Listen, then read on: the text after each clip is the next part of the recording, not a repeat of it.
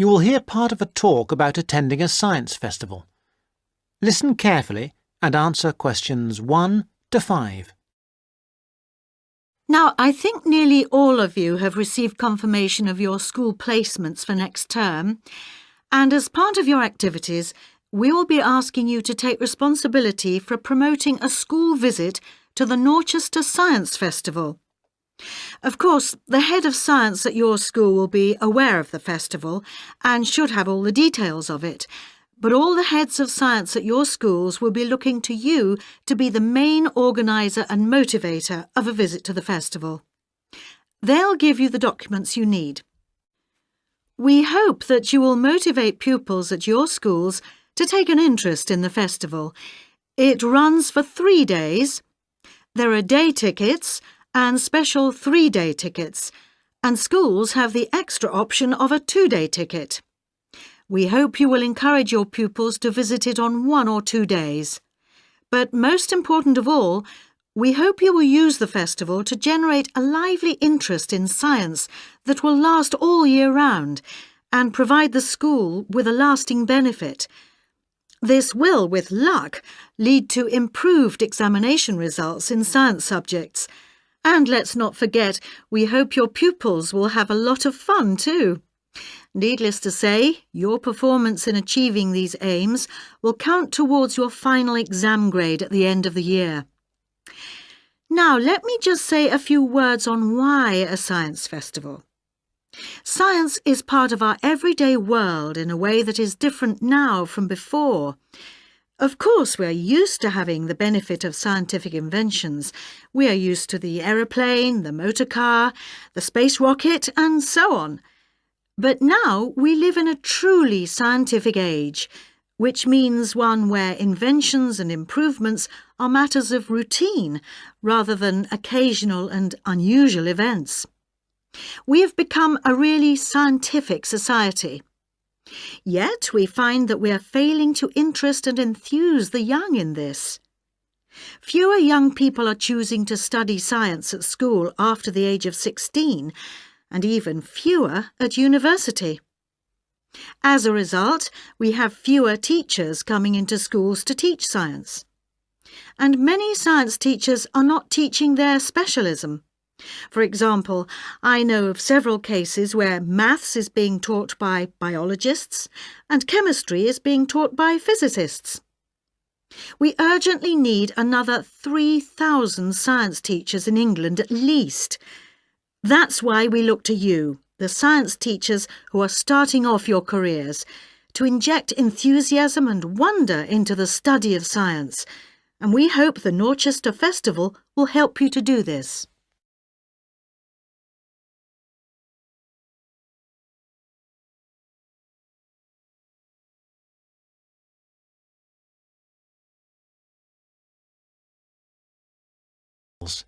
Exercise 7. Now answer questions 6 to 10. Now, enough of the background. What about the festival? There are 3 main venues where the festival events take place. These are the Millennium Library, the Town Hall, not the Town Hall itself but the Town Hall Conference Centre, and the Norchester Theatre. Now, when you are planning your visits, remember that many of the activities for younger pupils will be at the Millennium Library, and the secondary school pupils may find more to interest them in the Conference Centre. Now, just so that you have some immediate information, I'd like to mention a few of the events that are taking place this year. One event of special interest to people living in this area is called Waterworld. This is a clay model of the southeast of England, and the presenters show you the effects of rising sea levels as a result of climate change. They ask the audience to select the rise in sea level, for example 20 or 40 or 60 centimetres, and the model shows the places that would be flooded as a result. Watch out for your town. Does it sink or does it swim? Transport 2050 is about transport options for our towns in the future. A number of experts will introduce the topic, and then everyone at the event will have a chance to speak and give their views. Science in a Suitcase is a comedy act by two scientists who do crazy experiments and sing songs and play the clown to large audiences every afternoon. I'm particularly looking forward to that one, which should be entertaining. Ropes and Hangings is an interactive event which will be of interest to young people, in which, after experimenting with ropes and bricks, they build a real suspension bridge. That kind of hands-on activity is always really popular. And, appealing to a different audience, there is Paper and Time, in which some experts will be showing us the techniques they use for the conservation of ancient books and manuscripts. This will obviously not be for everybody, but it should be interesting just to see how they do it. Now, let's move on to tickets and transport to the festival.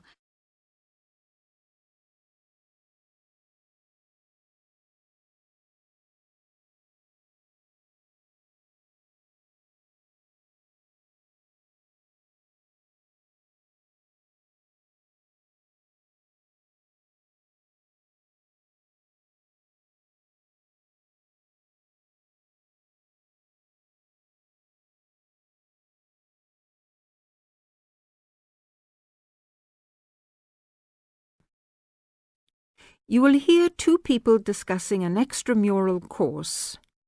Fill in the information you hear on the application form below. First, you have some time to look at the questions.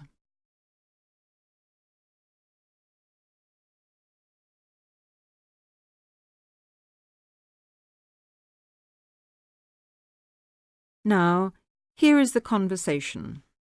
Hi, Jenny. What are you doing down here? Oh, hello, Steve. Well, I'm trying to fill in this form, but I'm having a bit of a struggle as I sprained my wrist playing tennis yesterday. Don't worry, I'll do it for you. Let's have your pen. Right, fire away. Let's see. I want to do the drama and theatre studies. I'd like to get the certificate. The course number is 60201. No, sorry, 202. It seems to be on Thursday at 7:30. Yes, well, we don't have to put all that down. Now, I suppose we can call you Miss? Don't be funny, and spell my name right. Well, if you'll have a name like Jenny McPherson, let's see, it's M-A-C. No, big M, small c, no A. Right, M-C-P-H-E-R-S-O-N. Yes, okay, and don't forget it's a capital P, Macpherson. Now, what's your address? Well, I've just moved, so it's 6 Westway Avenue, Longford. Hang on, don't go so fast. 6 Westway Avenue where? Longford. What's next? Your phone number, daytime and evening. Well, I've only got one, as we can't have calls at school in the daytime, so put down the evening one. 605-4829. 4829, OK. And you're a teacher. How old are you? 29? Wish I were. No, 32. Do they want my date of birth? No, don't seem to. Just age. How about educational qualifications? Well, I've got a degree in English literature and a diploma in media studies. Media studies, right. Now, have you ever done any of these extramural courses before? No, don't think so, although I did do something on psychodrama once. But no, it wasn't extramural, was it? That seems to be it, except for the fee. Yes, well, that's the same for all the central courses. I think £25. I suppose I have to include it with this form. Looks like it. Do you want me to write the cheque out for you? But you'll have to sign it.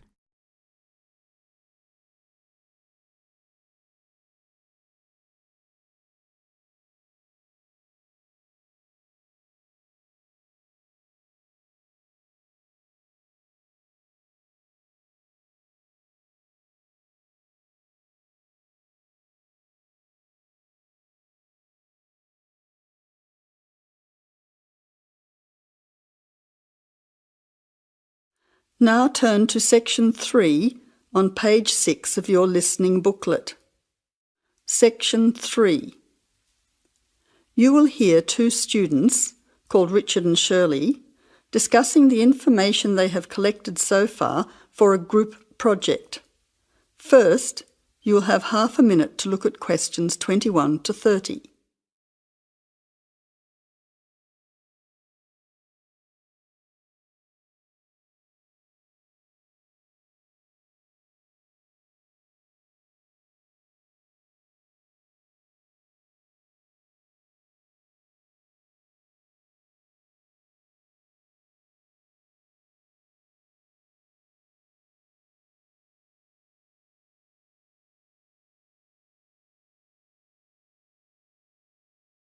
Now listen carefully to the conversation and answer questions 21 to 30.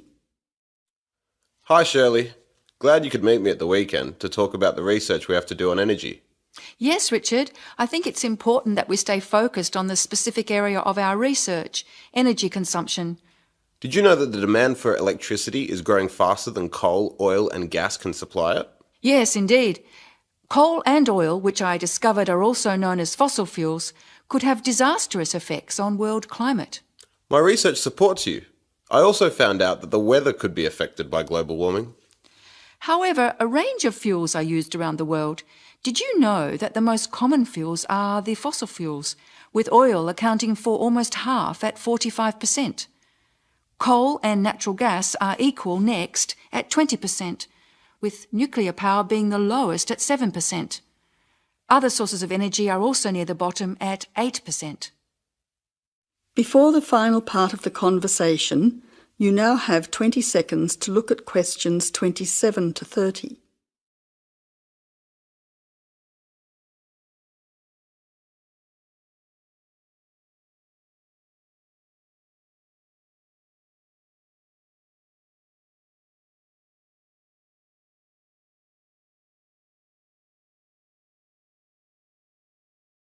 Now answer questions 27 to 30. That information will be useful when we look at the different energy sources in detail. We also need to look at the pros and cons of each type of energy. We've already said that fossil fuels increase the world's temperature, but we also need to mention the most serious issue, that these three types of fuel are finite, meaning they will not last forever. Another major disadvantage is that by burning coal and oil in particular, chemicals are released into the atmosphere, which combine with water to fall back to Earth and damage both plant and animal life. That really sounds useful. If you focus on coal, oil and gas, I'll look into nuclear power. It is common knowledge that nuclear power stations create radioactive waste, but I'm particularly interested in how this unwanted waste product is dealt with safely. I'll also need to look at the effects on people living near these power stations. Yes, I think all those areas need exploring. Do you think I should also look into renewable energy sources, such as wind and sun, energy that never runs out? Don't you think it's an important area to consider? Yes, but I don't think I'll have enough time to look at it in enough detail. I also agree that we have enough to focus on until our next group meeting. So to finish, you could find some information on the advantages of fossil fuels, and I'll give you the facts that I have already on coal, oil and gas. We don't need to look into other energy sources because I'll get more details on the nuclear industry. That's great. See you in 2 weeks' time. That is the end of Section 3. You now have half a minute to check your answers.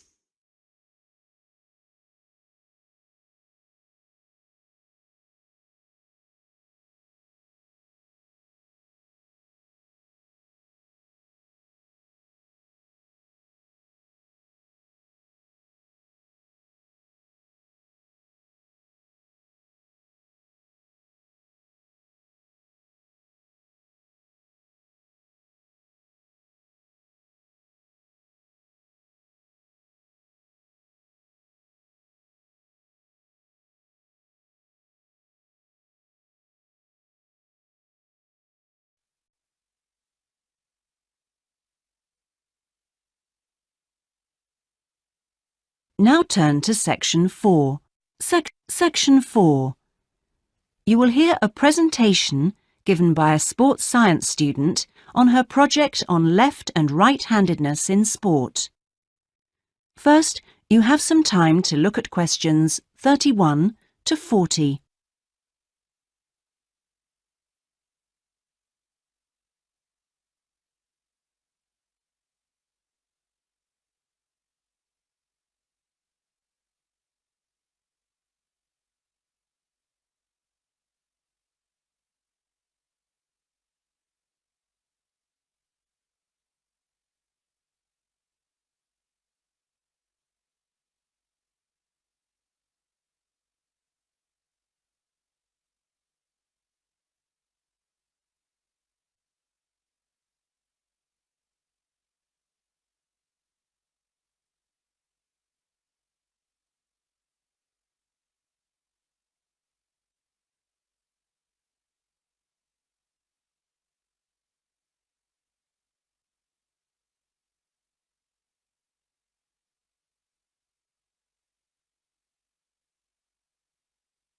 Now listen carefully and answer questions 31 to 40.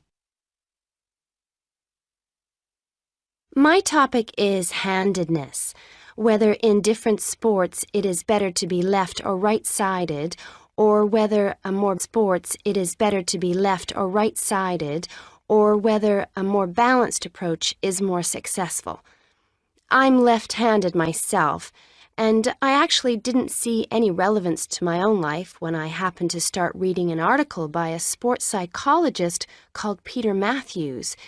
He spent the first part of the article talking about handedness in music instead of sport, which I have to say almost put me off from reading further.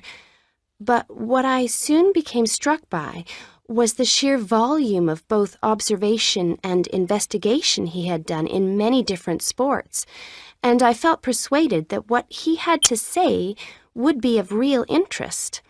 I think Matthew's findings will be beneficial, not so much in helping sports people to work on their weaker side, but more that they can help them identify the most suitable strategies to use in a given game.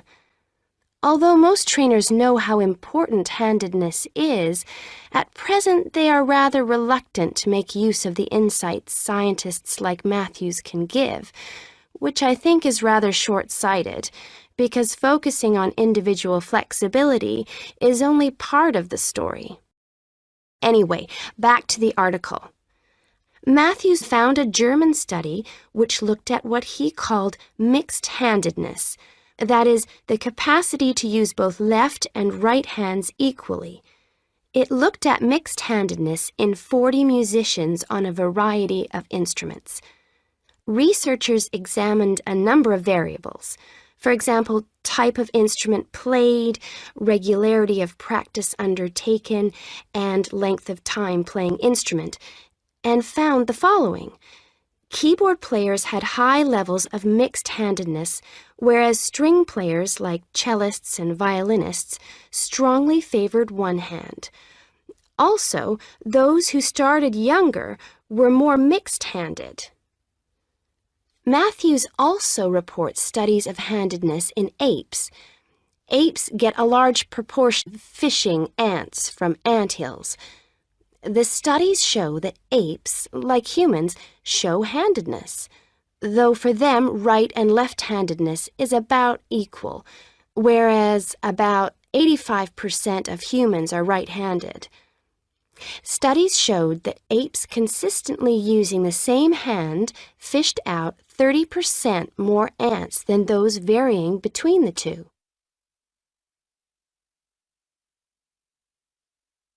Matthews started researching several different sports and found different types of handedness in each. By the way, he uses handedness to refer to the dominant side for feet and eyes as well as hands. Anyway, his team measured the hand, feet, and eyes of 2,611 players and found that there were really three main types of laterality. Mixed, you work equally well on both sides, both hand and eye. Single, you tend to favor one side, but both hand and eye favor the same side, and cross-laterality. A player's hands and eyes favor only one side, but they are opposite sides. Let's start with hockey. Matthews found that it was best to be mixed-handed. This is because a hockey stick must be deployed in two directions. It would be a drawback to have hand or eye favoring one side. An interesting finding is that mixed-handed hockey players were significantly more confident than their single-handed counterparts. Things are slightly different in racket sports like tennis. Here, the important thing is to have the dominant hand and eye on the one side. This means that there is a bigger area of vision on most of the action occurs.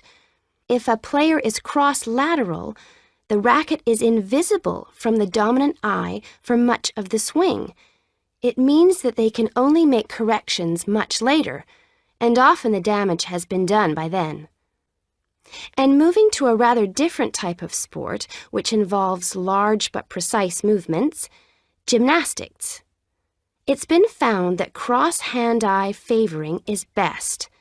The predominant reason for this is because it aids balance, which is, of course, absolutely central to performance in this sport. That is the end of section 4. You now have half a minute to check your answers.